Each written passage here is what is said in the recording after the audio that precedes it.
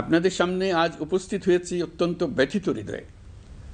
এই আনন্দের দিনে গভীর বেদনার সঙ্গে জানাচ্ছি, জুলাই অভ্যুত্থানের সম্মুখ যোদ্ধা, ইনকিলাব মঞ্চের মুখপাত্র শরীফ ওসমান হাদির উপর সম্প্রতি যে হামলার ঘটনা ঘটেছে, তা শুধু একজন ব্যক্তির উপর আঘাত নয়, এটি বাংলাদেশের অস্তিত্বের উপর আঘাত, আমাদের গণতান্ত্রিক পথ চলার উপরে আঘাত। শরীফ ওসমান হাদি বর্তমানে সংকটাপন্ন অবস্থায় চিকিৎসাধীন।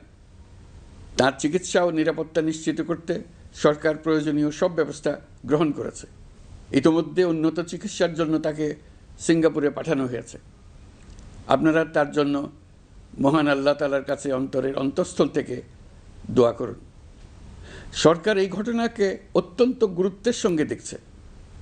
ঘটনার সঙ্গে জড়িতদের প্রাথমিকভাবে চিহ্নিত করা গেছে।